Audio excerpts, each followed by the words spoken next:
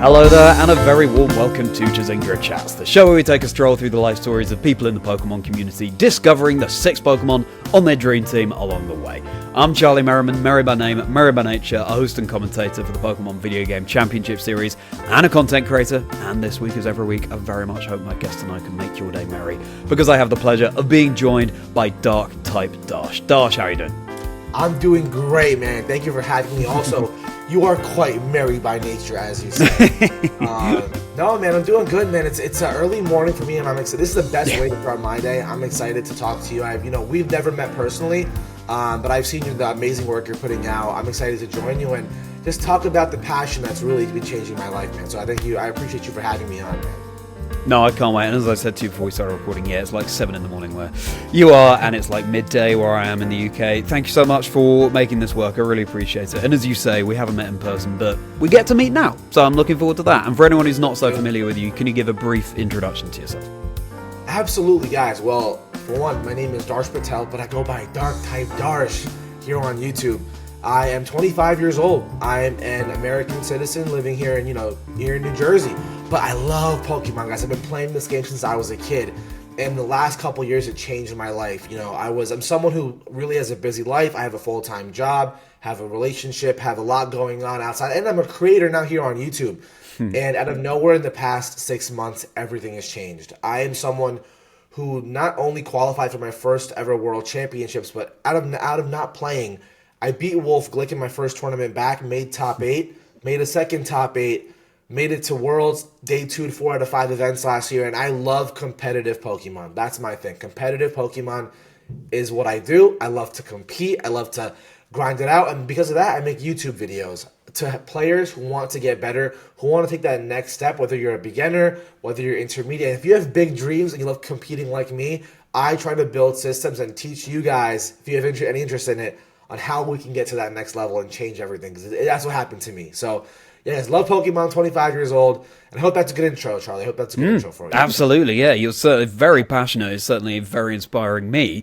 And, yeah, incredible results that you've got so swiftly in your Pokemon career. So I can't wait to talk more about it. So without further ado, Darsh, shall we do this? Let's do it, brother. I'm excited, man. Right. Thank you again. Let's dive in. Let's get to know you better. Let's get to know the 6 Pokemon you're choosing for your dream team. And very appropriately, what we're starting with here is your childhood. Yeah. I think my childhood was one that was very interesting. So I am born to 2 immigrants. My mom was born in Africa, and my dad was born in India. So being born here, first generation, as the older sibling, that is kind of the foundation of who I am. Meaning that I've had to figure things out a lot on my own. Pokemon was one of those things. I was hearing a lot of rumblings about it in 3rd grade or so. And most people in my background, my ethnicity, even all my cousins growing up, everyone around me. I'm in New Jersey, a very popular Indian area. And everyone is very much school. It's be a doctor, be a lawyer, do all these things since you are very young. And me, I was always a little bit different. I liked that creative side, this whole, different hobbies, stuff like history, like Pokemon, all these sports, all these random things that were not common. And I remember it like no other. Getting my DS for the first time, playing Pokemon Pearl, everything changed.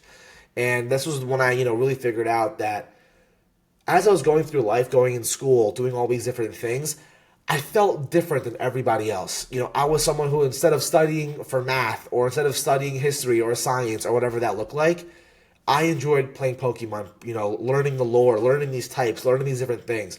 I enjoyed football, learning all the different plays. I was the nerd who watched NFL Network all day long after I got home, which is like the local sports channel. So for me, Pokemon was a big part of my identity growing up, and I think I figured that out because I was different than everyone else, and Pokemon was almost the face of that difference. So, yeah, man, grew up to 2 amazing parents, an amazing family, and I think the early kind of years started my path towards where I am now, and I realize that now looking back. Did you discover Pokemon sort of organically by yourself, or was it also people in your school? Was it just going round? Yeah, I think, so I was in 3rd grade, and I heard rumblings. It was one of those things where there was some chatter, and I never wanted to be the kid left out, because at this time I moved to a new school. I moved in 2nd grade, and then now 3rd grade, I'm hearing things. I'm like, what is Pokemon? What? Pokemon what? Oh, there's new games coming out. And then I just remember whenever I find something I'm passionate about, I kind of go all in. I kind of come almost like obsessed. So whether it's YouTube, which is my new thing, right? I've been on YouTube now for a little bit. Whether it's Pokemon VGC, which is the video game, the video game competitive battling side. Back then, I just heard Pokemon. I heard creatures. I loved dinosaurs. I was that classic dinosaur loving kid. So you tell me about creatures that have different types that can attack each other, and that are all you think you can like capture them. I'm gonna be hooked, man. But that's how can I not be? So I remember hearing that, and I remember going home, and I was like, "Mom, there's this thing. Please, please, please, please, please." And again, in my background, it's not a very popular thing to enjoy those things at a young age. Whatever persuasion I used back then worked because me and my brother both got Nintendo DSs. I got Pearl, he got Diamond, and that's when it all shifted. Wow. Okay. I know we're going to be talking about that background a little bit more in just a moment's time. So, how much older than your brother are you? Well, we're best friends. We're really close in age. I'm only a year and a half older than him. So Okay. I'm 25. He's about 23 and a half or so, yeah. Sure. And have you inspired him over the years to keep up with his Pokemon as well? Yeah, this is a funny story. So growing up, it was always me, him, and my cousin Neil, the three of us. My brother's name is Yash. So me, Yash, and Neil together, the three of us, always all 7 months apart. So I was always, Pokemon Pearl when that first came out. I was the fire starter. I was Piplup. My brother had Turtwig, and my cousin had Chimchar. Since then, we would get every single game after. I was always the water starter. My brother always the grass starter. My cousin, we were the trio. And then as it goes on, we kept going. But then, unfortunately, they go to a 3DS. And at that moment, the shift, we were not old enough to buy our own things. And we still had priorities of life and school and sports and all that good stuff. So I remember none of us, unfortunately, were able to get the 3DS. So we kept playing until then, and then it got kind of put on pause. We were trying to find all the different ways of playing, but there was no way to really play the game, the official way to play the game. So we didn't play for a while. The 3DS, then we decided, when the Switch was announced, the 3DS was really more affordable. So we got a hold of that. I got it, my cousin got it, and I convinced my brother to get it. Then I found out about the Pokemon video game side, the VGC, the competitive battling. I started playing it. I got my cousin to start playing it, and I got my brother to start playing it, just for a little bit. I got the three of us to all compete at the Indianapolis Regionals, my second ever regional, maybe 3 or 4 years ago. We had an amazing time. My cousin actually beat one of the best players in his first ever competitive match, Brady Smith, who's a pretty good player. We what we call Thunder Wave and pray. We click Thunder Wave on their Pokemon, and we pray that they don't move, and it worked. My brother started off 2-0. I think you're a Kingdra guy, right? I'm assuming because your name is sure am, yeah. Chazingdra. All three of us. I built a Kingdra Rain team. That was the team, and the three of us all brought it together, and we had a good time. But unfortunately, I'm the only survivor of the three of us still playing competitive Pokemon. My cousin collects the cards and whatnot. But outside of all three of us supporting me at Worlds this year, that's about the extent of. I can't pull them along with me. I tried, man. I tried to make them love it, but I couldn't do it. I couldn't do it. No, understandable. But it's great that you had that support network around you, all of you playing Pokemon. And now it's time to ask what's going to be the first Pokemon joining your dream team. So the aim here is not for Darsh to build the most competitively viable team in any way, though he can do that if he so chooses. It's just the Pokemon that have been the most special to Darsh over the years, and he's going to find that for himself in whichever way he would like. So Darsh, tell us, what's going to be Pokemon number one? I have no idea what they are. He's decided on them in advance. I already kind of hinted at it already, but many people think it's going to be one thing because you're watching and you guys know me, but I'm going to have to go with Empoleon. It is my first Pokemon I ever got. I evolved it to that level 100. I had it for years. It's my first ever game. That is my baby. Empoleon is my OG. It not only is my favorite Pokemon when it comes to its typing, its look, its design. It is a really dope Pokemon. It's really, really cool. However, what I'll say is it has a nostalgic element to it. Like, it's when I started. It connects me to my brother and my cousin. I never am the biggest plushie person. I don't own a lot of those things. But the first three I got were, Empoleon, Torterra, and Infernape, just to remind me of my brothers.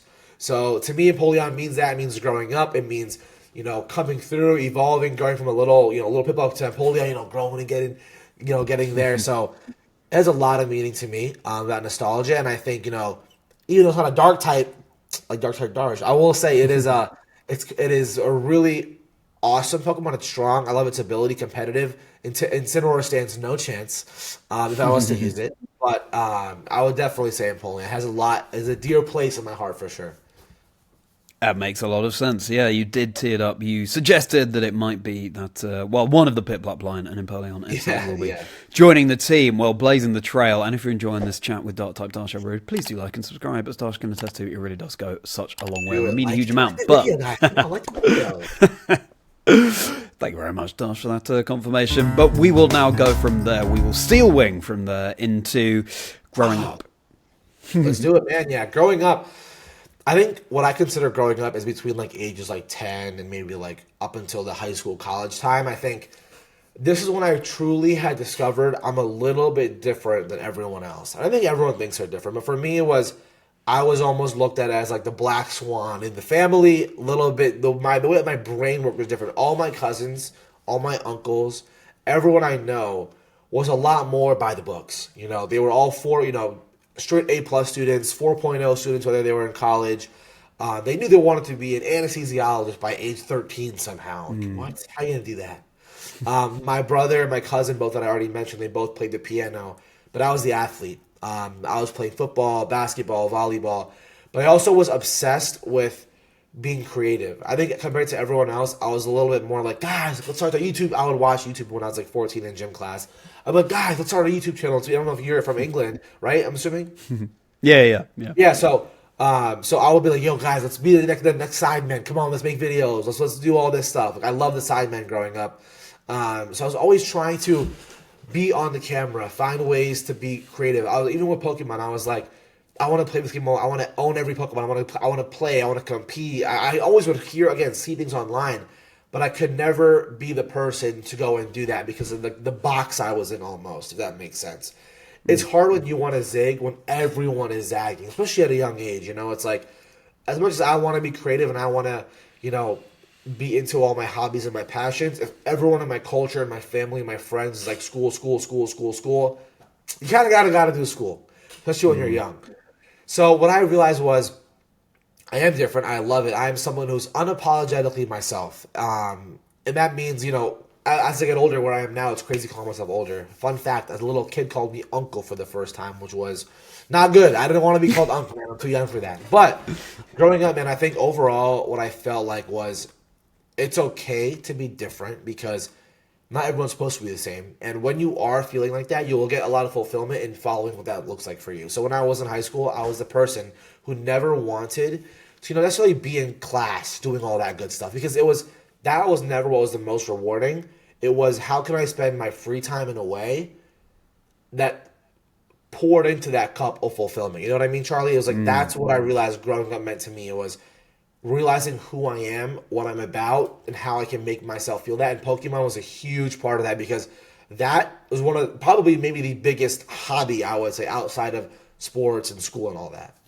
Yeah, I think that's a fantastic way of putting it. And I think the sooner we realize that, how can I utilize my free time to feed my passions, the quicker the path to happiness. So it's wonderful that you came to that realization. Now, you said briefly before that, so your parents were immigrants from India, and you were the oldest of your family. So the firstborn parents, but firstborn of your parents, but in America. Yes. Okay, sure. So talk to us a little bit more about how, you alluded to it before, but talk to us a little bit more about how do you feel like that might have affected things growing up? Oh my God, absolutely. I think being the oldest sibling in an immigrant household makes me like the guinea pig and like in a way, I think I really resonated with like the Pokemon main character in all of the mainline games because life felt like that. Like you don't know what is going to happen. You don't know where you're going to go, what route you're going to go on, what things you're going to encounter, who you're going to get on your journey on your team. Like that felt like my life in a lot of ways. It was, I'm this guy living this life. Again, my parents kind of were dropped in a new town. That's kind of what it was. And it was, I had this big journey, right? Like almost like in a way, like going to college or getting a job was like beating the league at the time that we were told when we were younger. So along the time, it's okay, well, elementary school is like first grade is the first gym badge. Second grade is second gym badge. And as you go, you're like figuring things out. And for me, a lot of being an older brother is like falling into the pitfalls yourself. I didn't have someone to ask how was college or how to make friends in high school or how to follow your passions and be different. I didn't have people to ask those questions. So what did that mean? I would fall into those pits myself. I would lose to a gym leader before someone tells me, oh, yo, she has a Miss Magus in the third Pokemon. Make sure you save this. That's never what happened for me. So in a way, I think it was great because it made me try new things. I was not told what to do and what not to do. I was allowed to figure it out for myself. And again, I always tie back to Pokemon, and like, I think if I was a younger sibling in a way, I would have had to almost relied on someone else to tell me to do this. But I somehow have developed this ability, I think, as being an older sibling, to where if something sounds interesting, leave no stone unturned. Just try it. You're gonna fail or try. See what happens.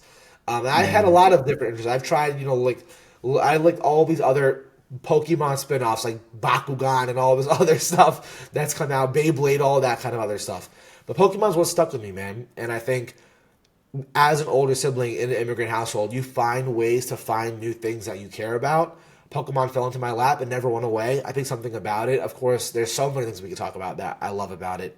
But that's what being an older sibling is, I think. And then figuring it out on your own, seeing if you like it, and getting back up and going stronger. And I think passing what you like down to your younger sibling, your younger cousins, all that good stuff. And Pokemon I tried to pass, even right now, man. Should make my girlfriend play Pokemon. She's like, I'm so okay on that. I am good. Mm-hmm. But that's the older brother in me, is if I like it, I want to give it. I want to show it. And that's one thing I definitely learned about growing up and being that older sibling, for sure. Yeah, that's really fascinating to hear how you feel like your journey tied in with the journey of the main character in the Pokemon game. Yeah, it feels really weirdly similar. Yeah, and thank you for your insights on that. So, is it the case, so you start with Generation 4, is it the case that going forward, you talked about how the 3DS came later on, but for example, when Black and White, the next Pokemon games for the Nintendo DS came out, were you immediately buying those? Yeah, so like before the 3DS came out, Pokemon Pearl, Heart Gold, Pokemon Pearl, Heart Gold, Black and White 2, all those games I played. And I had the time of my life playing, like, oh my god, the best time ever. Underneath the blankets, like, lights on, mom comes in, fake sleep. I did all of it, man. Try to sneak it into my backpack in school, play on the bus. Like, I was doing it. I was doing everything, man. Making trades, finding. I never knew what Wi-Fi trading was, but the concept of it was like, oh, I want a Wi-Fi battle. I want a Wi-Fi trade.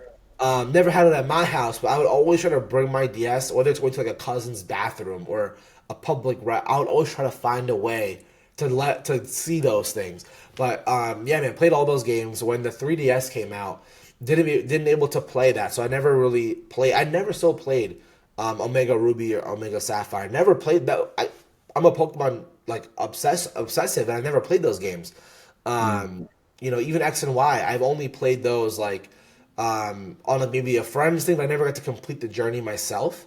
So it was a huge gap. I did get to play the Alola region, Sun and Moon, when I got the 3DS, because that was like a little combo that was really affordable. When I got my first job, I was like 18, 19 at the time.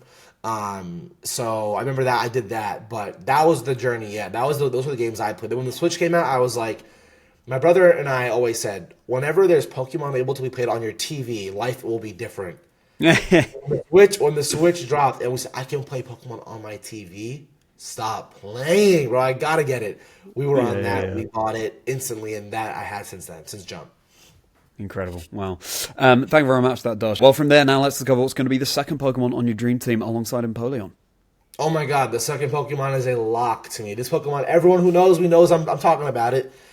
My boy Grimmsnarl, man. Grimmsnarl is an absolute lock. That's what Dark Type Darsh is inspired by, man. Grimmsnarl is the Pokemon that I associate with my time in VGC. Something about it. I started playing with Grimmsnarl way back when I started in Sword and Shield. Screens, Thunderwave, man. That's all I'm going to say. That's the nature of Grimmsnarl. For me, I never knew all these complexities of Pokemon. And for new players, it's hard to know what to do on every turn when you're playing the game. Even for great players, it's hard to do that. Grimmsnarl was really easy for me in the beginning because I knew, okay, 2 special attackers, I'm going to click Light Screen. 2 physical attackers, I'm going to click Reflect. Moves that damage reduce, the other Pokemon's damaging attacks. And then Thunderwave, I thought, was a really broken move in concept because I was like, Grimmsnarl has a Prankster ability, which means, I'm sure as you know, the ability to get status moves off before anything else has a priority. Your status moves have priority. So before a fast Pokemon attacks, I can be slower, but because of Prankster, I can use Light Screen or Reflect or any other status move first. So when I started playing Sword and Shield, during COVID and all that, I was able to use Thunder Wave on their Dynamax Pokemon, and then it wouldn't move. And I was like, wait, I get free turns. I get extra turns. Even though I didn't love school, one thing I learned about, math of statistics, and getting extra turns in Pokemon means you get extra damage, extra wins. So in my mind, I was like, not only do I get speed control, I get damage reduction, but I can stop them from moving, bruh. Like, that's insane. So started using that Pokemon in Sword and Shield, and I've never looked back. I think in all of my regionals that I've been to during the Scarlet and Violet era, it's been at least 6 or 7 Grimmsnarls have came with me. Both of my top 8s were with Grimmsnarl.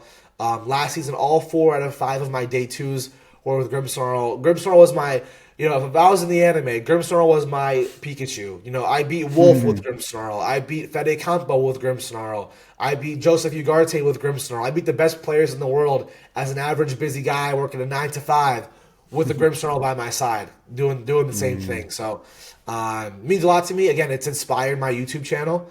It's been the Pokemon that has been with me my entire journey. So Grimmsnarl is by far, and Empoleon has a special place in my heart, but I would say if that did not exist, it would be Grimmsnarl. It's 1A, 1B. It's 1A, 1B, for sure. Yeah. Sure. It just goes to show as well the value of finding your comfortable playstyle in the game. There are these big name players, but fundamentally, if you're confident in what you're doing, you can put all that to one side and you just stick to your game plan and go out with those fantastic results. And the paralysis status condition that Thunder Wave causes, of course, means that a Pokemon might not be able to move on any given turn, and as you say, reduce their speed. So Grimmsnarl comes along. Fascinating. Do you have a memory of so you're playing Sword and Shield and you get into the competitive. Was it a case that as soon as you saw the Pokemon Grimmsnarl, you loved it? Or was it just when you got into competitive, you realized what it could do there? Yeah, no, I was watching YouTube all the time. I was watching Wolfe's videos every single drop back in the day. Back when it was only a couple thousand subscribers. Not compared, now he's insane. Now he's world dominating level. But back in 2020, 2019, when I first started playing, I remember watching his videos, watching, Aaron Cybertron saying a lot of these players play battles, and I was just like, wow, what world is what is this? To be honest, Charlie, I thought all I should do was Discharge and Earthquake, ground type Rotom, and that was my competitive limits. I would love playing the Battle Factory and all that stuff. Don't get me wrong, but VGC was a different beast. My very first ladder game was with my in-game team without Dynamax shards or any of that. I never did any of that stuff. So to me, I learned all online. I learned on YouTube, which is why I think probably why I made a YouTube channel myself, is to be that for somebody else, hopefully. But that's how I started learning. And I saw Grimmsnarl, and I saw this, hey, okay, Prankster can get light screen reflect up. Okay, cool. And it wasn't always Thunder Wave. It was Sucker Punch, or it was all Swagger. I would click Thunder Wave into Tyranitars over and over and over, and it would say it does not affect Tyranitar. I was like, why does it not affect Tyranitar? Then I had to look up why doesn't Thunder Wave work, and I wouldn't get the answer. And then I had to ask, I had to go on Twitter and be like, guys, do you know why this is not happening? And then someone would tell me, well, you can't use Prankster, Dark on it. I was like, what? Where was this information anywhere? So stuff like that is how I figured it out. Then once I realized what it does, I just started using it. And I remember my very first, regional I ever went to was Salt Lake, after the very first regional after COVID was not over, but you could go to events again. And I went with a really bad team. Okay, it was Dialga, Ferrothorn. It was interesting, but I had a Grimmsnarl on there. And every game I kept close. I played someone, Adi, CK49, Tub Takes host. He was a player I used to watch back then too, and I got to play against him. And I only had a chance against a lot of these players that I looked up to because of this guy. Because I had bad Pokemon doing bad things, but this Pokemon gave me so many chances. And that's kind of how I figured out what it was. And I don't know, something about it has stuck with me since. I think it's very connected to my personal beliefs about strategy and whatnot.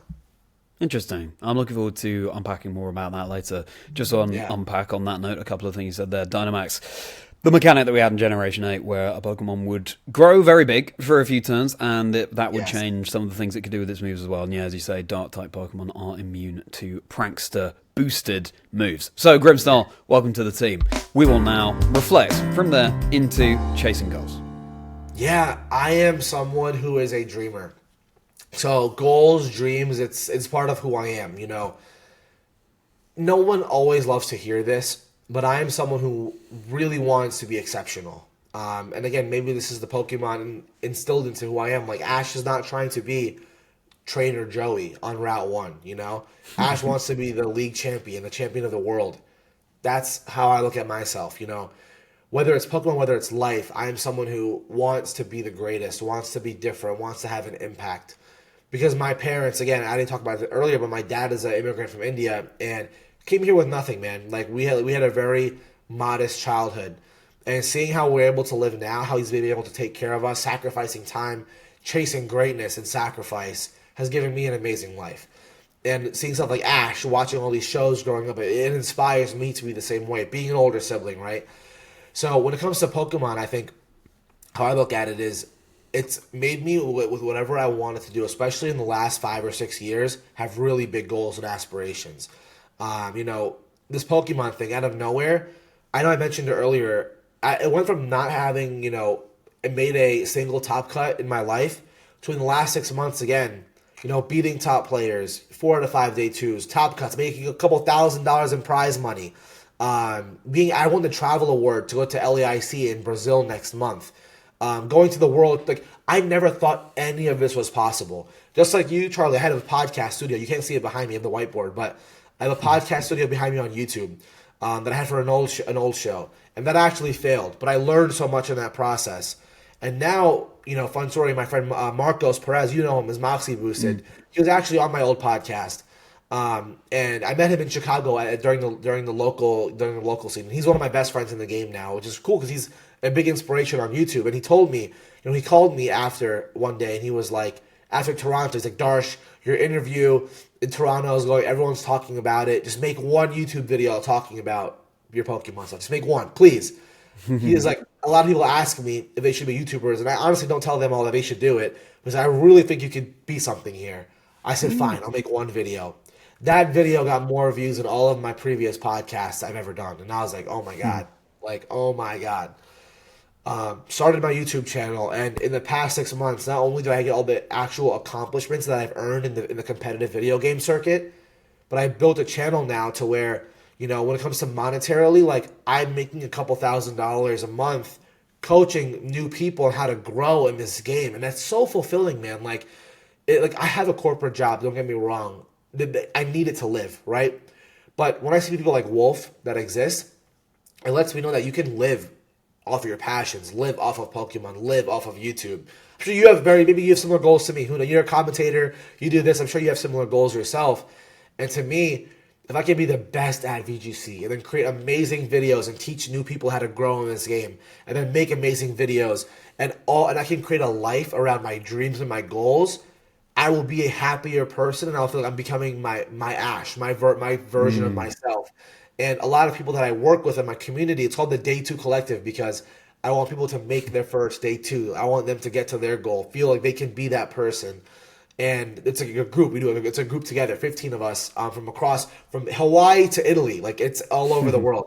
And the idea there is a lot of us are all, you know, busy people. We all have lives. You know, we all have wife, kids, college, whatever, full-time job, 3 jobs. I've worked with a lot of different backgrounds, but we all have this innate feeling. We all watch Pokemon. We all want to be great, and that's part of who I am. And it's, well, how can I be great while being so busy? And I think what I try to do in life is like, how can I push the boundaries? Why I'm on this call at 7 in the morning, Charlie, is because I am chasing greatness. You know, I have this call in the morning. I work until 6 o'clock. I have my coaching group at 7 p.m. Then I still have to play VGC, record my own videos, and have all my relationships after that. However, that cost that might sound, Darsh, you're crazy, in time is worth it because I'm so obsessed with my goals and where I want to be, and chasing that happiness that I want. And I think it comes from stuff like this. So that's like my biggest thing that I push everyone is, you can make your dreams happen. You really can. But the greatest gain also costs a great pain, you know? But I'm okay with that. And that's a huge part of who I am. That's what's fueled my everything that I know. Wow, I know that everyone watching and listening will have taken a huge amount away from that. Now, I know also on this point you want to talk about how you told your parents about your a love of Pokemon and going forward from there. I guess generally my question is, how have your parents reacted to you leaning so much into the Pokemon? Yeah, when they first found out, they were very against it, like very against it. They first found out when I was on vacation. When I was in college, so my senior year of college, I traveled to my first 2 regionals. I did not tell them that I was going for that reason. They're like, I did not want to stir the pot. That's not something I wanted to do. Also, in the past, my previous hobbies and things like that weren't necessarily supported, not from a bad place, but more just traditionalist. Like they want me to focus on school and getting good grades and doing that whole thing. So when I cared about football, my number one passion in life is American football growing up. That's my number one thing. I was a coach when I was like 10, 11 years old for this adult men's. I was obsessed. When I tell you, Charlie, I was obsessed. Go Cowboys. I'm wearing the Cowboys right now. But I never went to an NFL game until I bought my own tickets when I was 19 years old. So Pokemon has a very same kind of feeling, right? Where I could not necessarily tell them and be welcomed with it. And when I first told them about it was when I came home from a vacation and things just went wrong, man. I came home and like 1 or 2 of the rooms, like almost a third of the house was actually flooding. And I was so upset because it was summer break. And that week, like literally later that day, I was supposed to drive to Columbus, Ohio for my first ever international championships. This is 2021, I believe, or 2022. It was Sword and Shield, the last NAIC, the last North American International Championship. It's the biggest event of the year in America. I had my first friend. We're rooming together in a hotel. And then they tell me, you're not going anywhere. You're not going anywhere. And then I told them why. And they even doubled. They're like, no, we're gonna fix the house. You're gonna go play Pokemon while we have to fix this house. Like, there's no chance. Then I've been working for months to prepare for this. And they're like, you're not. And then I was like, fine, whatever. Like, it was a really heartbreaking moment, but I was like, you know what? We'll never talk about this again. Then I started going to more events. And then once my cousin Neil, his dad is close with my mom. So my parents found out again, and then I got another talking to. How are you going to spend all your money going, traveling, and play a game? What are you doing? Yeah, focus on. It was a whole bad thing. My parents were very unsupportive and still semi-unsupportive. I was almost scared to bring it up. Like it's not part of my background. When I beat Wolf and made my first top 8 in Toronto, after I quit, I basically quit playing the game for 9 months to build my podcast that I was talking about my own startup before. Do I regret quitting? Yes, but it was I again, big goals cost big sacrifices, and I sacrificed Pokemon. But all my friends that I made in this amazing game told me, "Don't just come back for one more event. Come back, just hang out with us for a weekend." That weekend, I credit them for everything. It changed my life, man. Like, I went to Toronto and it changed my whole life. I really believe that. Went to Toronto, started off 3-0. Then I had Wolf, my idol, like my favorite, the reason I played this game. Beat him, started off 7-0 in Swiss rounds, made top 8, sat on stream in front of 1,000 people or whatever, changed everything. And then from there, I still could not tell my parents what happened. But we went to a family event, and it came up. My cousin was like, "Oh my God, you see Darsh was on stream. 250,000 people viewed it. Oh my God, he won money. He beat the best player in the world. It was crazy." And my parents were like, "What are you talking about?" I was like, "Oh my God." And then when that happened, they were just like, "Oh my God, like what?" Like, my mom was so proud of me. She didn't know. She said, "I didn't know this was this big of a deal. What? That many people were watching you? You did that? That's amazing."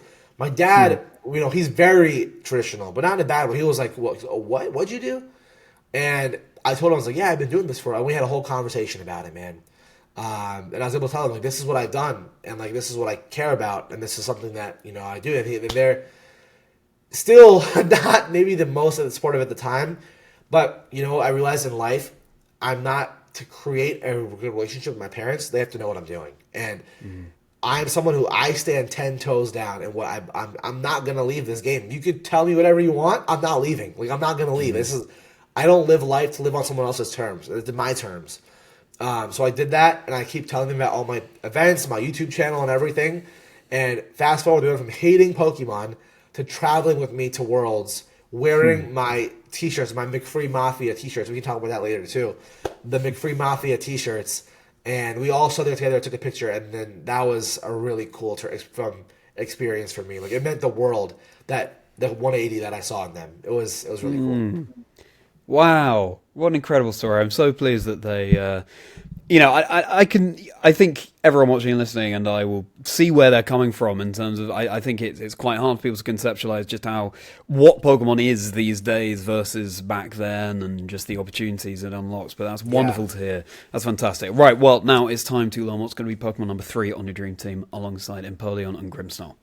Yeah, so Pokemon number 3 is going to be here because it also is one of those Pokemon that is just synonymous with my Pokemon VGC journey. So the Pokemon in the later rounds, I think will be more of like what I like, but I also care about. I'm a VGC player.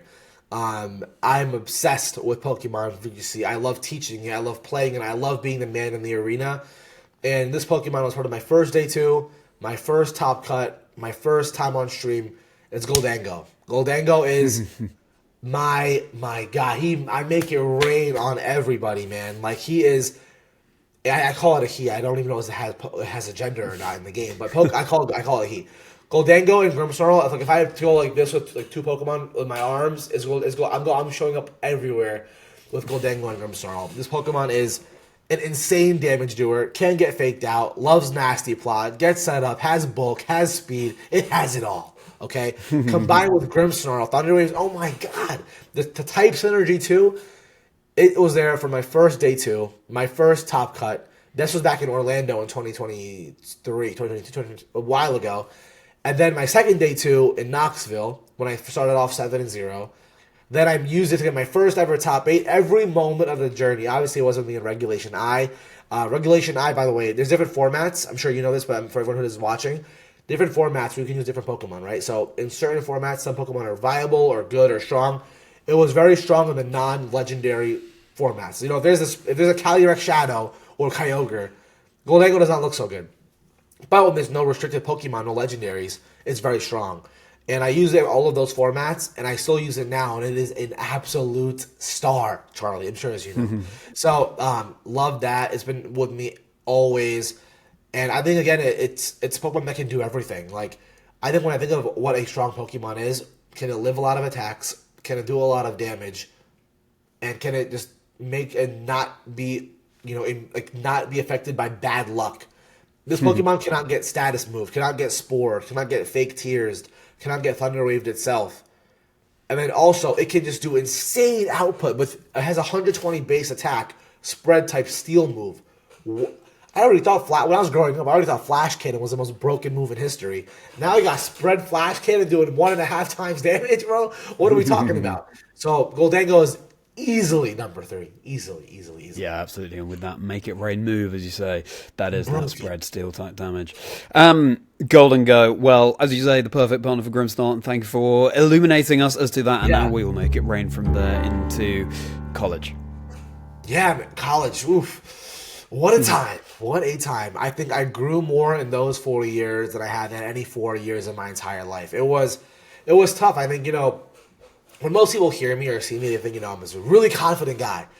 I think this confidence had to be built, brick by brick by brick, badge by badge by badge, And my freshman year of college, I grew up in New Jersey. I went to school about 4 hours away in Maryland, kind of by Washington, D.C. area. And, oh my God, rough awakening. Going away from your family, your friends, everyone being just dropped in a new city, in a new environment. I had a long distance relationship.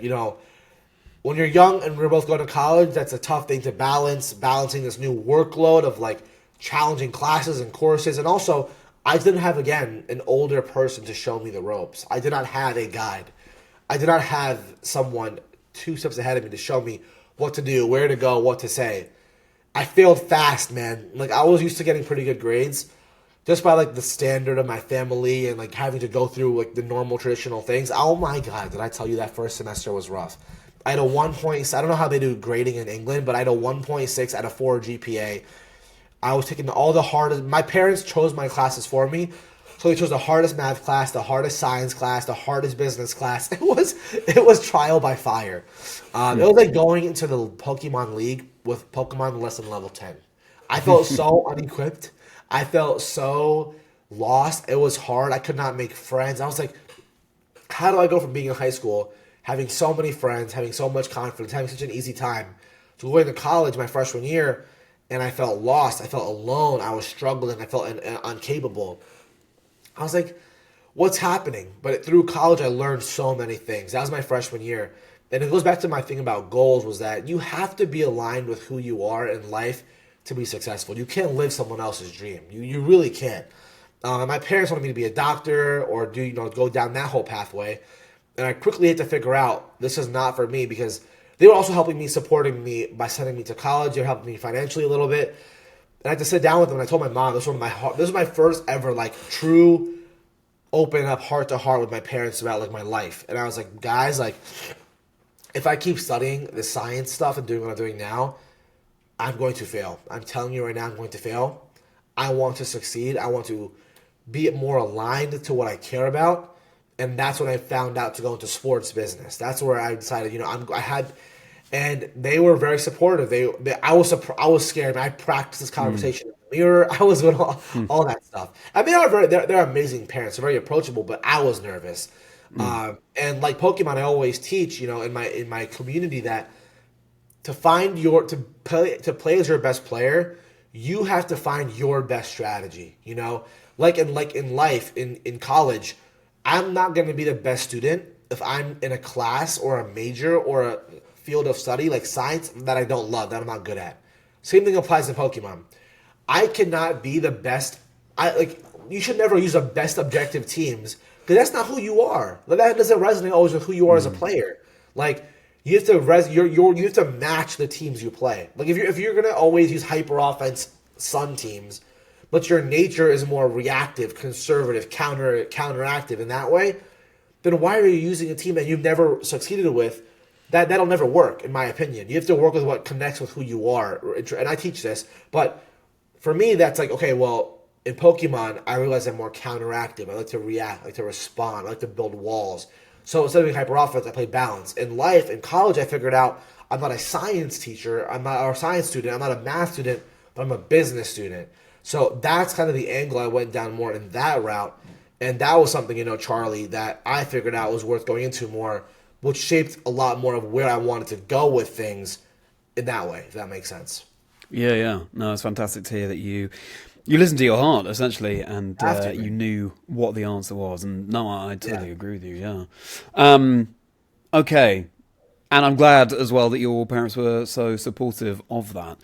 Fantastic. Well, now it's time to learn what's going to be Pokemon number 4 on your dream team alongside Empoleon and Grimmsnarl and Golden. Oh my God, number 4. So this is where I would say there's not a cliff necessarily, but that is the big 3. And there's one more on Rushmore. So this is my last true VGC GOAT that has to come. It's Iron Hands. It's the Mitts. It's Iron Hands, man. Iron Hands is just like the other two. I know these are all very VGC answers, but I am a VGC player, right? Okay.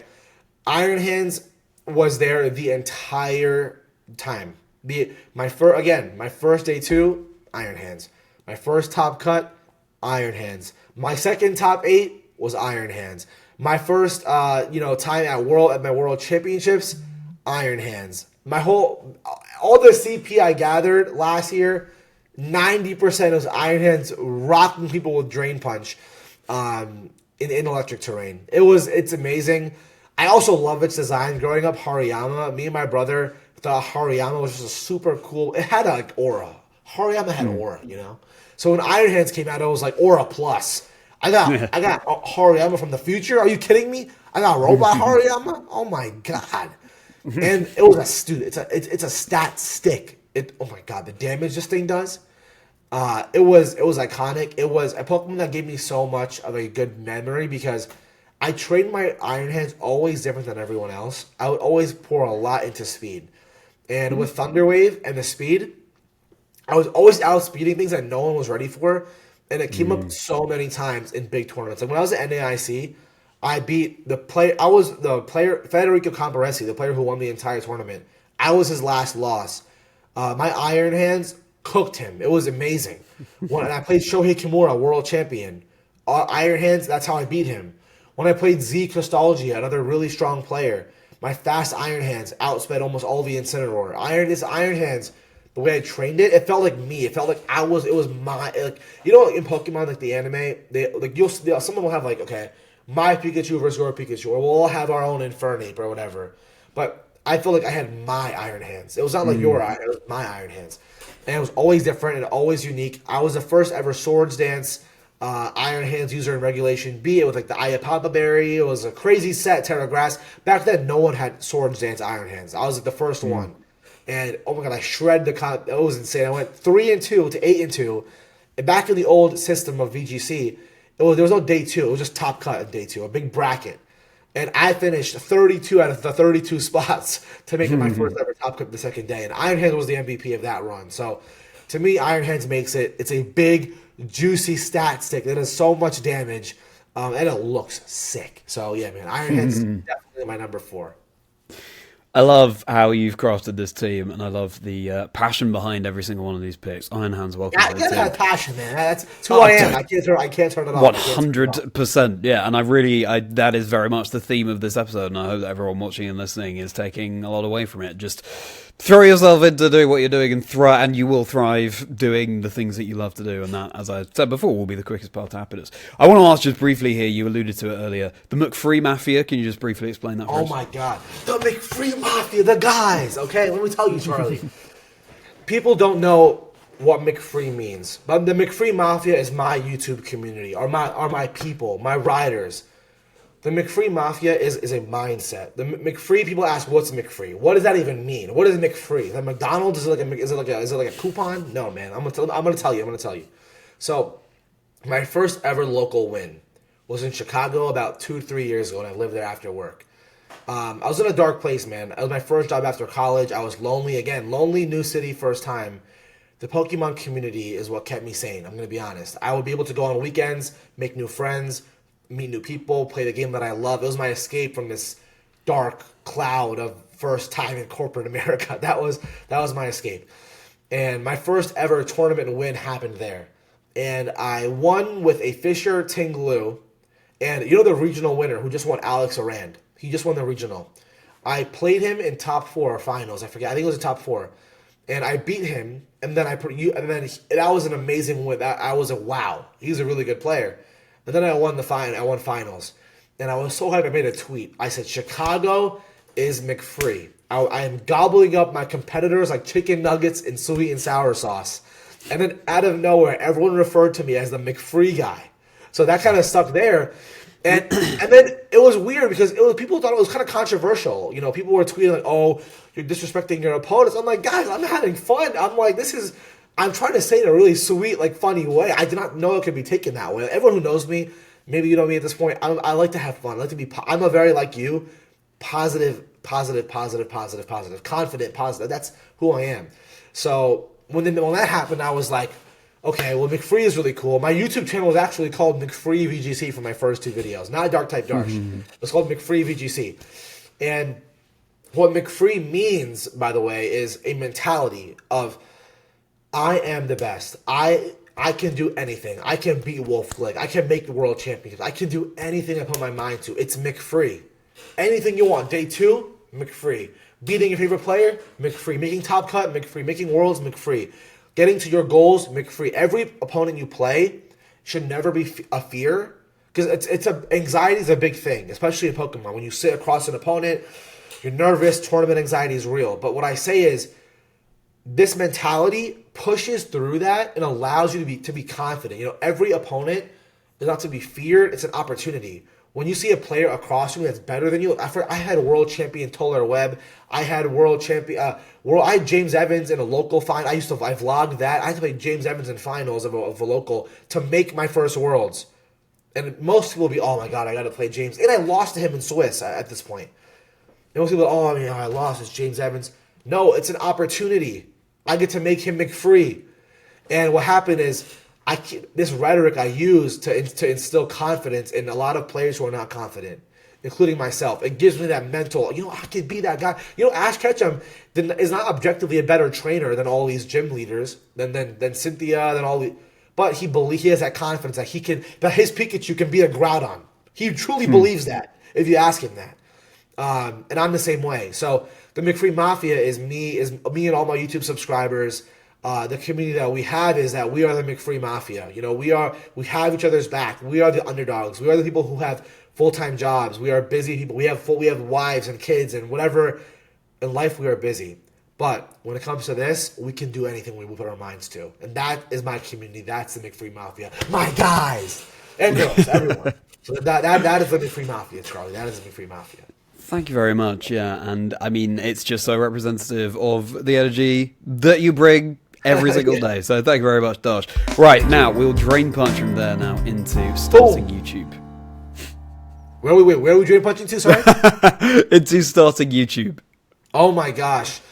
So, YouTube, I think, has been a part of my life, again, since I was like 13 or 14. I would be watching videos.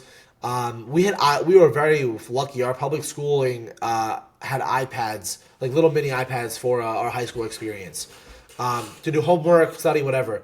But I was the one where during lunch or during gym class, I had a really bad injury. Like, I had a cast up to my crotch for 3 months. I played football, my whole leg turned the wrong way. It was really bad. But what that meant was I would go during gym and I couldn't do gym, so I go to the library and I would watch YouTube videos, and I fell in love with YouTube. I watched FIFA videos, Pokemon videos.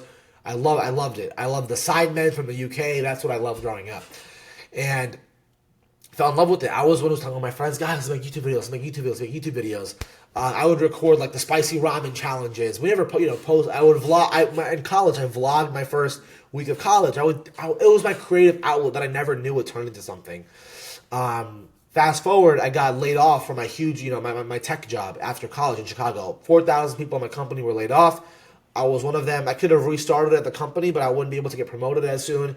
And I had this idea of a YouTube channel, of a company to build, and I left to risk it all. I was like, you know what? I'm living this life. I don't want to be, in my opinion, a corporate cog. I want to take a shot at something bigger. I want to try to build a dream for myself. It's clearly you can tell I'm a dreamer. So came home, never knew how to use a camera, never knew how to edit a video, none of it. Did many podcast episodes behind me, and I learned, and I tried to build a channel. I would send links, I would do shorts, I would figure out thumbnails, all of that stuff. It was trial by fire, man. Like I had to just learn. It's like Pokemon VGC. Like, you have to just learn. You can't just start and be great. You have to play the game. You have to spend hours into the craft. You have to practice. You have to fail. You have to try again. Go through hurdles. Go through footage not uploading. Go through corrupted audio files. Go through editing mess ups. Like all that stuff that I'm sure you have to deal with yourself. I went through all of that. And my first channel, I got to 1,000 subscribers, but I could never get to the 4,000 watch hours. I could never, monetize that. It was never fulfilling my goal that I wanted to go. I wanted to impact my old channel. You can find it right now. It's called Darsh TV. I stopped posting on there when my first Pokemon video dropped. But the whole idea is to uplift the young community into finding their dream career. So I would interview really successful people, people with millions of followers. I had Moxie boosted on there. He came to my house to record that video. Really successful people would come on and do this. College, athletes, things like that.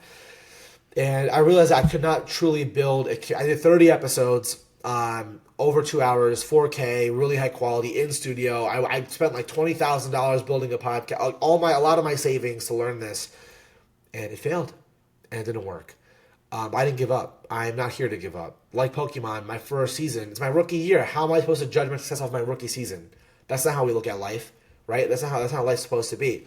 So, thank God for Moxie Boost. I hope if you're watching, let me know, bro. But told me to this Pokemon YouTube channel. And I made my first video of my Toronto run, how I dominated a $30,000 Pokemon tournament. I think it was what I titled it. I added up all the prize money that you could win, and that was the size of the tournament. And talked about that run, and oh my God, people were like, wow. I got like 3,000 or 4,000 views. I'm like, my biggest, I had a guy with 1 million followers on my podcast. That got like 700 views. This got me 3,000? Oh my God. Like, oh my God. And I was like, wow, this is really cool. But then I was still hesitant. Again, I was like, I can't be a Pokemon, that's not possible. Is it? Is it? So I did a second video. Boom, how I beat WOLFE GLICK. 5,000 views. I said, okay. Wow. Then I was like, again, a little bit disheartened. It's hard, man. Like, it's hard to get into. It's hard to believe in yourself. Didn't do another video for a month. I said, then my girlfriend put a challenge up to me. She's like, make one more video. If this video does well, I think you have to have some internal conversations. Did one more video. I failed at Pokemon until I understood this. That video got 6,000 views. And I said, okay, those 3 videos have more views than my 30 podcasts combined. It's time to reassess. And I did that. And I said, I had hard conversations with my parents. And I decided that, YouTube is this beautiful place. YouTube is somewhere where you can learn anything from anywhere in the world. You can find people that are just like you from anywhere in the world. You can teach something to anyone, anywhere in the world, Charlie. I'm sure that's why you do it yourself too. It is a place like no other. We have think about this for a second. We have like WOLFE GLICK, right? It's the Michael Jordan of Pokemon, and he's creating videos and teaching us. Like, that's a crazy concept. Like, and not only are we learning, it's teaching, but it's also joy. It's education. It's community. It's feeling.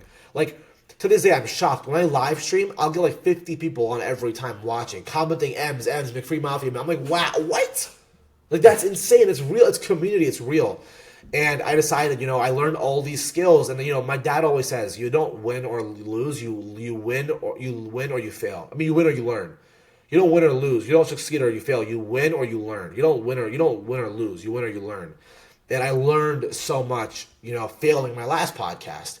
And I learned how to edit, how to talk to the camera, be myself, teach things, be articulate. And I did that on my new channel.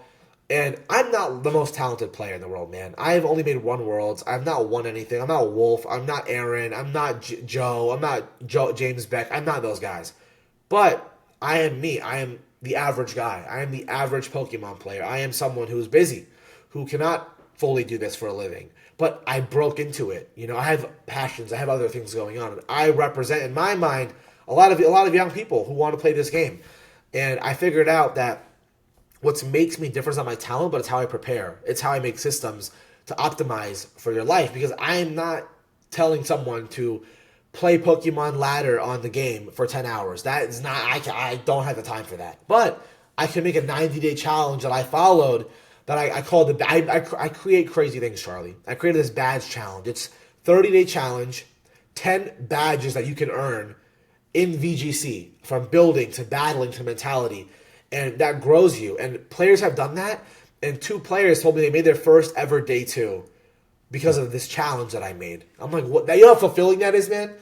And this channel, this YouTube thing, now I post, it's crazy, trying to post 2 to 3 times a week, community post every single day, live stream hopefully once a week.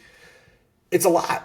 But when you're getting the fulfillment that you get out of it, like I went to a local, man, the other day, and this one guy came up to me with his parents, and they told me that, I'm a big part of their life. Like the mom and dad told me that every day, they hear my name out loud somehow. Oh, Darsh said to do this. Darsh said to try this team. Darsh emailed me this advice. And when I go to these events, all these people will come up to me, and it's not an ego thing, but it's like I'm doing something right, that people feel this way.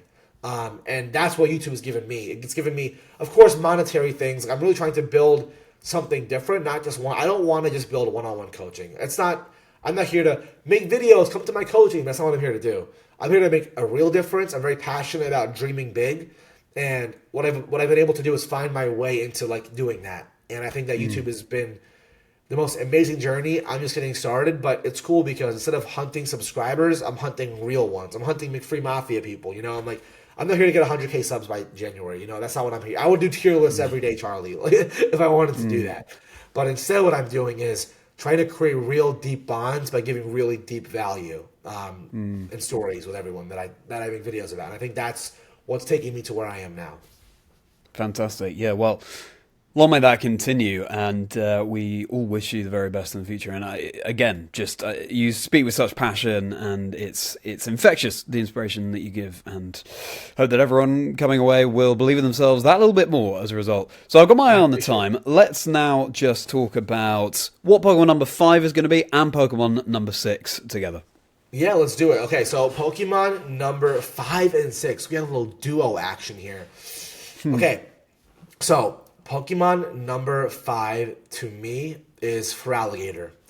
For alligator, in the spirit of Legends ZA coming out, is a dog. Okay, this thing was the second ever starter that I had, and I think it is to this day that evolution line to me is in my opinion, I guess not objective, maybe my objectively, every pound for pound Pokemon in that evolution line to me is the best.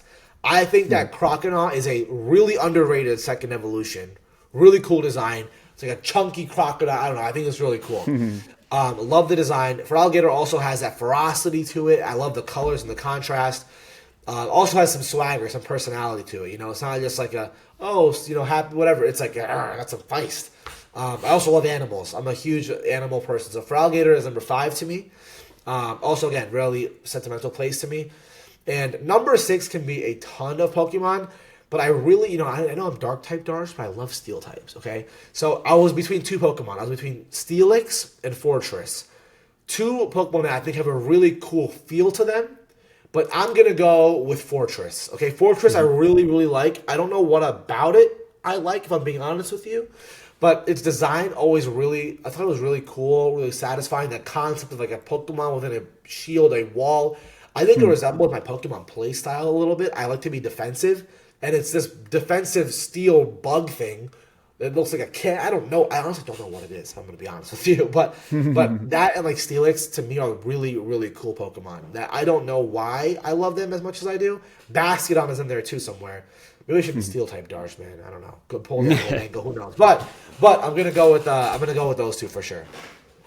Okay, fantastic. Fortress, a couple of Gen 2 Pokemon. Well, both of you, welcome to the team. And yeah, I realised in the topic that you were talking about just then, you kind of covered the 6th topic that you wanted to talk about as well, your sort of aims and what you want for your channel. Your complete dream team, this means, Darsh, is Empoleon, Grimmsnarl, Golden Go, Iron Hands, Feraligatr, and Fortress. And I feel like you sort of teed this up for us earlier, Darsh, but of all these Pokemon, I have to ask you, which would you choose to be your partner?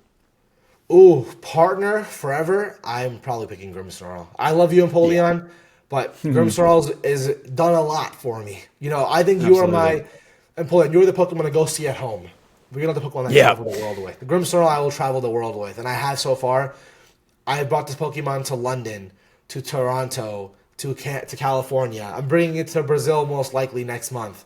So this Pokemon's already seeing the world with me and doing all that and succeeding and climbing and failing, and I love it. And I would definitely say Grimmsnarl for sure. You said before, just like Ash and Pikachu, it'd be you and Grimmsnarl, so that makes total sense. From there, now into a slightly different kind of question for you. Of all the Pokemon there are, what do you think, based on everything you know about yourself, you would be? Oof, I love this. I love this idea. Okay, so if there's a Pokemon I had to be, I think I'm someone who is confident. I think I'm someone who looks at themselves, as an underdog. I am someone who is truly, loves to be in like the spirit of like I love to be the man in the arena. So I don't know. I thought about this question, before, and I think it has to be like some kind of like fighting type of some sort. Even like I think just being in the arena, being competitive, loving to like compete, like fight, like that's a big part of who I am. I think I'm thinking of this out loud right now. I think it has to be a fighting type. Who's a fighting type that has some swagger, some moxie? I'm trying to think. Oh, maybe like a Hawlucha is kind of a showman. It's got that confidence as well. Hawlucha could be a good one. I think I'm either going to go with Hawlucha or maybe something like, I don't know if you remember watching, like, this is a really old anime episode. It was like, it's Tyrogue. It's a weak Pokemon, it's first evolution. However, there was an episode where it was very angsty. It was like figuring out what it wanted for itself. I think it was a really old episode, a long time. I don't know why I'm remembering this right now. But I think maybe like Hawlucha or Tyrogue, to where, they're underdogs, they're not the biggest, they're not the strongest, but they found what they're good at, and they become themselves along the way. And I think to me, I resemble that. So I would probably, I wish it was a stronger objective Pokemon like a legendary, like a Lugia or something. but I think when it comes down to it, I really do think I'm something like that. So I probably say, Yeah, I probably would say Hawlucha. I'm gonna go with Hawlucha. I think Okay. undersized, not evolution. I mean, now maybe late state. We're figuring out later in life we can mega evolve. Yeah, true. Yeah. I think I'm gonna go with Hawlucha, man. I'm gonna go with Hawlucha. Yeah, it makes sense. But do you all agree, of all the Pokemon there are, that Darsh would be a Hawlucha? Let us know in the comments. We'd be fascinated to read. Let us know. And now it's time for a couple of your community questions. I apologise if I mispronounce any of your names or handles, and I apologise if that I won't be able to feature all of them. Now, Goodwin wanted to ask you a little bit about why you want to commit to Grimmsnarl in terms of competitive play, and you've already talked a little bit about that. But let's unpack something you said earlier, which was how. You just made a brief comment towards the end of talking about Grimmsnarl as to how you feel like it represents, that playstyle represents you. Yes. And, what you want. Yeah, so I'll give you guys why I use Grimmsnarl. So very, kind of briefly, Grimmsnarl resembles my playstyle. To have your playstyle, you have to figure out your personal tempo in life. This is what I teach. So by this, I mean, how do you move through life? Are you the fastest one, always done with everything? Are you the slowest eater? Are you the fastest driver? Fastest person in the shower? Do you go? I always write down the things that I do in life, and I write them down between 1 and 10.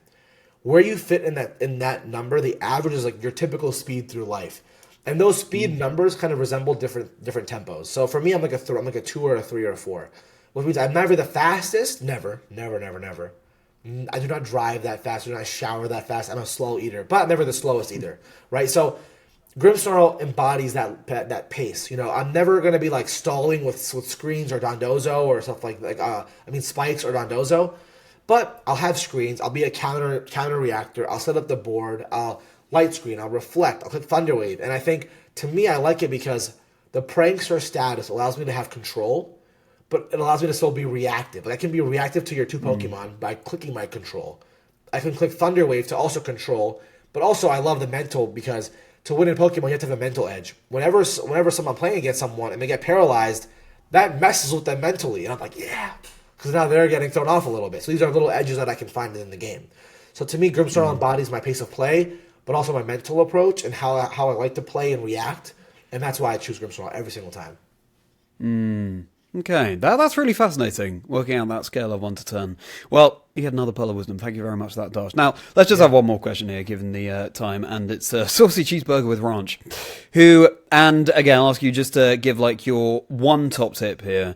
In a lower-powered format like Regulations at H that we're playing now, so no legendaries are allowed, what's your top tip for making any Pokemon you want to make work? Yeah, so I think that the top-tier thing you have to do is don't make a team to fit the Pokemon. Find a Pokemon to fit the team. So I have a whole team building process, but in my opinion, this one girl, I forget her name. I think it might have been Elise Johnson. She used Oricorio to day 2 and go 7-1 at the last event. She killed it. But And do I killed think it. Oricorio was the first Pokemon on the team? No. It is there because it can support Volcarona and do its thing that way. So in my mind, the way I look at building around your favorites that are maybe not popular is, does it do a specific role better than everything else that is needed for the Pokemon that are already on your team? Meaning, the first 2 Pokemon, let's say, are Maushold, Goldango, right? The third Pokemon maybe is Pelipper. Fourth Pokemon is Archaludon. Let's say you need something that stops Psy Spam, which is expanding force and psychic terrain, as well as what's a good one? Hard Trick Room. Maybe something like Grimmsnarl, my favorite, is really strong because it's Dark type for the Psy Spam, but also gets screens up for the Hard Trick Room for making those stalling out those turns of Trick Room. So I think to find the exact perfect role for what you're trying to do to make it the most valuable there. Yeah, I think that makes a lot of sense. It all comes back to Grimmsnarl. Makes sense. It's hard to run away from this thing, man. It's hard, man. It's hard. No, wonderful. Thank you for your questions. I apologise I didn't have time to feature more. If you want to submit a question for a future guest on Chazingdra Chats, you can find my handles at Chazingdra across X, Blue Sky, Instagram, TikTok, and of course YouTube. I'd love to hear what you love to hear. Well, Darsh, you kind of talked a little bit about what's next for you in terms of, just the channel going from strength to strength and hoping to keep that competitive edge going. But now I want to ask you, looking back from now as a successful Pokemon competitor and creator, all the way back to the young Darsh who discovered Pokemon Pearl and their life changed, what advice would you give to that younger you? My advice to my younger you is follow your dreams. My advice to any of you is follow your dreams. Life is about your dreams. I know anyone can truly do anything. I never thought that I would be sitting on stage in front of thousands of people playing this game, winning real money. I never thought I would be competing in the world championships of Pokemon. I never thought I would beat the best player of all time. I never thought I would have a YouTube channel where people are paying me hundreds of dollars for my advice and they're trusting me with their growth. I never thought I would travel the world playing a game I grew up as a kid. What does that mean? I stuck with my passion when my parents didn't believe in me, when I didn't believe in myself, when life got hard. Any of you with anything in your own life, whether it's going to the gym, whether it's becoming an athlete, whether it's becoming a doctor, playing Pokemon, whatever it is, my advice to my younger self is, dude, just go for it, man. Stop wasting time. Don't like who cares what other people think? Your life is about you at the end of the day. You're doing what you love for a reason. You care about it because you care about it. So care about it. And I'm not telling you to go all in, but I'm saying if you care about it, chase your dream, because on your way there, everything will fall into its place. What I'll say is, like, if you believe it can happen for yourself, if you dream about it, then that's your body telling you that you want it for yourself. So you owe it to yourself to want it for yourself, because you can never make everyone else happy, okay? But you know who you can make happy is you. So if you're happy for yourself, you can be happy for everyone else. And that's what you deserve for yourself, man. So younger Darsh, young DP, young Dark Type Darsh, bro, even anyone else who's watching this, chase your dreams, please. It can, like me in Pokemon, it changed my whole life. Like, it really changed my whole life. And now I have even bigger goals, to teach more Pokemon, to teach more people on how to use YouTube, all these different things I have ideas for, because I chase my dreams. Otherwise, who knows where I'd be, you know? So do that. If that's any of us to have, man, that's what I would say.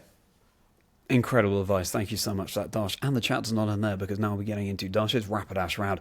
10 or so minutes of bonus questions that Darsh has not prepared for, just because we're slightly running out of time this week. So, advice that Darsh would give to other competitors and other creators.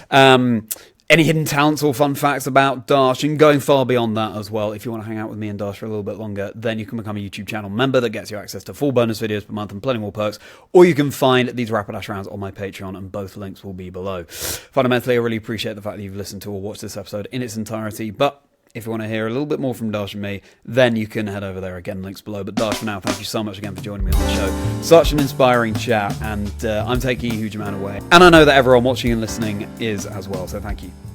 Dude, thank you for having me. And again, like, your platform is an amazing one. You are the definition of, like, consistency. I know you've done over 75 episodes so far, and you deserve all the growth you've been getting. You're an amazing commentator. Like, everything you have done is a merit of your hard work and your dreams and your goals. And I think that's why people like me want to be on your show, because it reminds me of me, you know? It reminds me of the positivity that comes in this space, and you are a reason. You are a big light in that way. So I appreciate you, Charlie, for having me on, bro. I appreciate it. Oh, wow. Thank you so much for your kind words, Darsh. They mean a huge amount. And if people want to keep up with you online, Darsh, where can they find you? Guys, Dark Type Darsh on YouTube. Go there if you want to grow. If you want to grow in VGC, I'm the place for you, man. I really want to not tell you the strongest Pokemon or the weakest Pokemon, but show you how to set up your systems to get better at this game. Challenges, 90-day challenges, 30-day challenges, the week before prep, how I look at certain things. I interview top players. Just come hang out, man. Come get better at VGC. Dark Type Darsh. Come hang out, Incredible. Make sure you're checking out that content. And everybody, if you've enjoyed this chat with Darsh, please do make sure you like and subscribe. It would mean a massive amount. And if you're listening on Spotify or on another audio app as well, please do leave a rating and review. Those go such a long way as well. As you say, Darsh, approaching 80 episodes of this podcast now with a broad range of people in the community, not just competitive players, but other content creators, YouTubers, more casual players, shiny hunters, etc. So there's bound to be something for everyone. Use the hashtag 6Pokemon1Life Story to spread the word about the show. Then also my channel. I stream competitively and all sorts of other things. There are Pokemon comedy skits. There's all sorts. I'm working on my Europe International Championships video right now, which I'm very excited to get out. I was commentating that event. Give the event from the commentator's perspective. So look forward to that. There's so much to look forward to. And I'm at Chazingdra across all socials. Discord community link below. Email link below. And episodes of the podcast drop every Wednesday. And with that being said, Darsh, it's time to get into your Rapidash round. So if you're not joining us as a YouTube channel member or on Patreon for that, then it's goodbye from Darsh. I'll see you guys later, man. Thank you so much for watching. Again, it was a pleasure, and I'm hoping I'm just getting to know you now more. So come hang out, man. Come hang out. Absolutely. And it's goodbye from me. See you next time on Chazingdra Chats, where there'll be another 6 Pokemon 1 Life Story. Alright, so your advice to aspiring competitors and creators. Yeah, my advice to competitors is